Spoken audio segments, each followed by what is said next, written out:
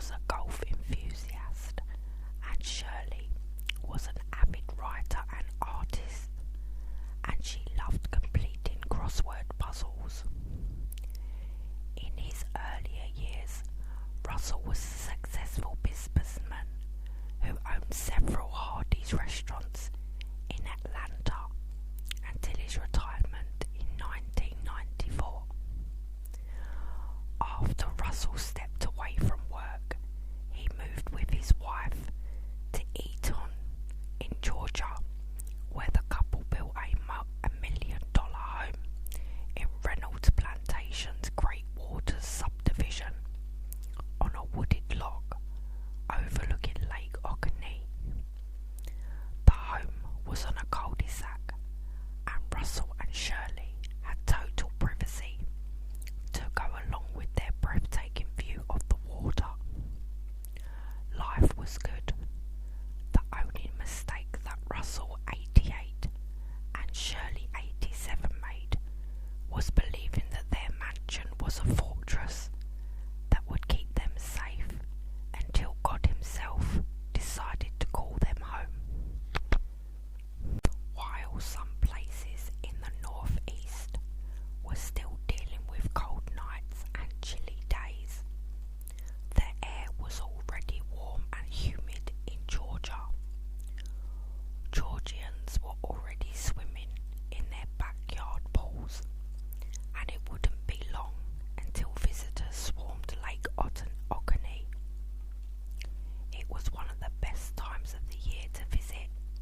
In a month or two, temperatures would rise even more, and the humidity would be as thick as pea soup. On the morning of May the 6th, 2014, a call came into Putnam County Emergency Services from a distraught and breathless woman. Yes, I have an emergency, the caller sputtered. I think I have somebody dead. Oh my God. Oh my God. Sheriff Howard Sills was only told that several people were dead at the Dermonds address. People don't get murdered inside Great Waters, or they didn't until that day. It was the sort of place where everyone knew their neighbours, and residents would definitely notice an outsider or a vehicle that didn't belong in the subdivision.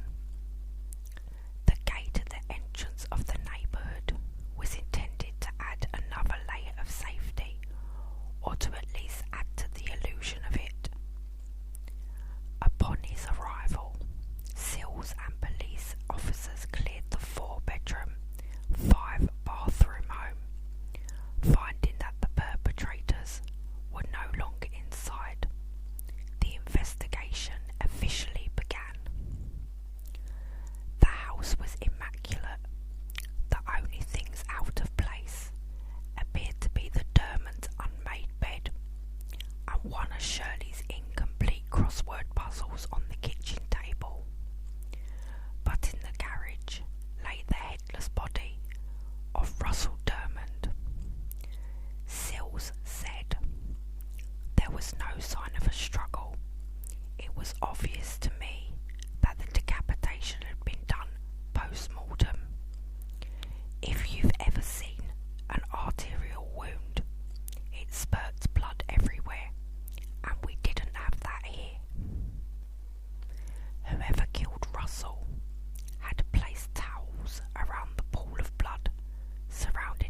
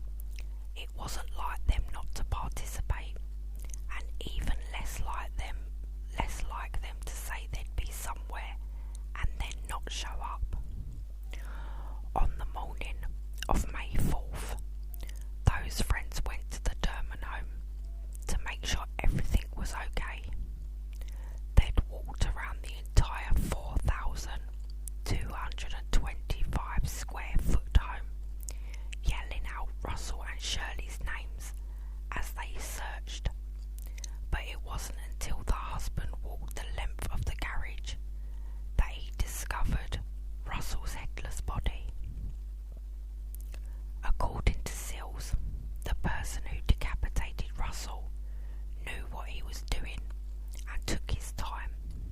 It was a very clean cut. Testing revealed the presence of gunshot residue on Russell's shirt, so without much else to go on, it was assumed his cause of death was a gunshot wound to the head. Investigators surmised that Russell's head had been taken to prevent police from tracking the bullet. The idea of a person being shot and decapitated is chilling enough, but with no sign of Shirley in or around the house, a cold terror filled the couple's friends and investigators. Was she abducted? Was someone holding Shirley against her will? Was she being tortured? Was she already dead? Not knowing Shirley's fate somehow seemed more horrifying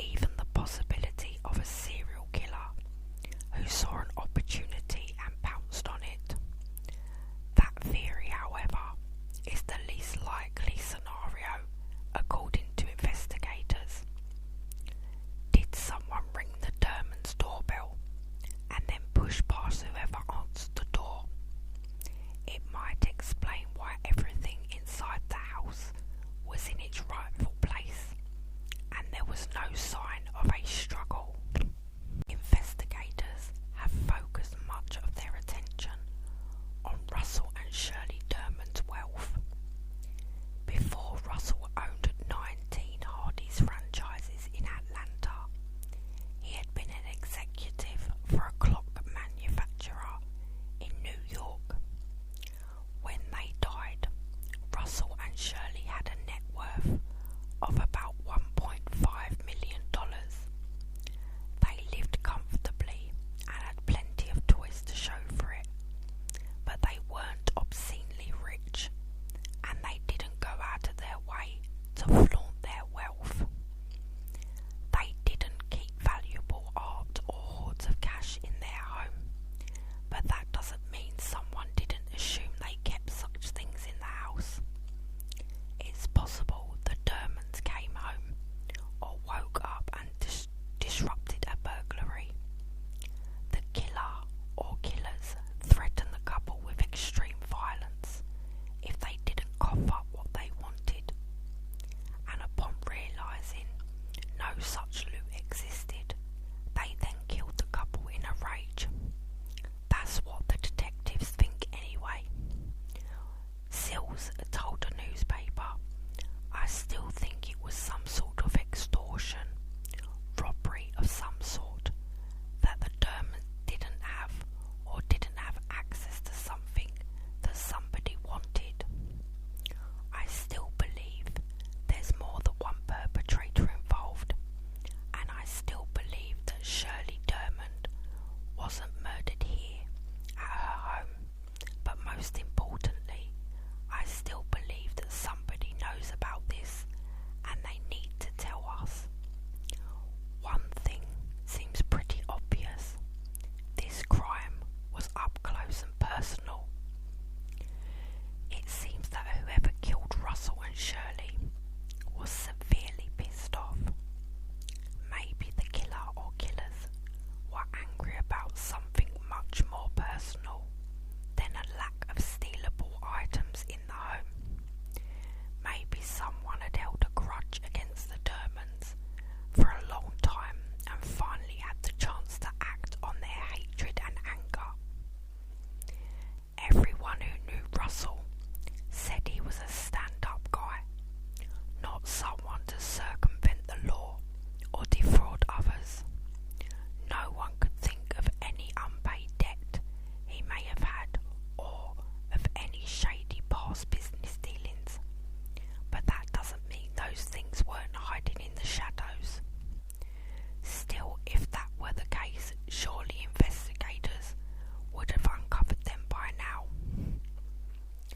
Some wonder if Mark Dermond's involvement in drugs played a role in his parents' death, but Mark was merely a drug user, the lowest man on the totem pole. Sills and his colleagues didn't believe this past tragedy in Russell and Shirley's lives had anything to do with their murders. Besides, Mark's killer was behind bars.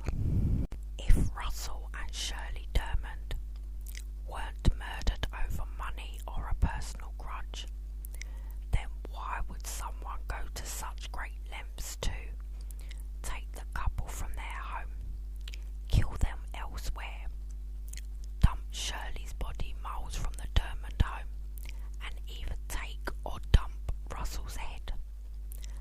That's just a lot of hard work for a random killer. It's not beyond the realm of possibility. However, look at Jeffrey Dahmer. His crimes weren't quick and simple. Another theory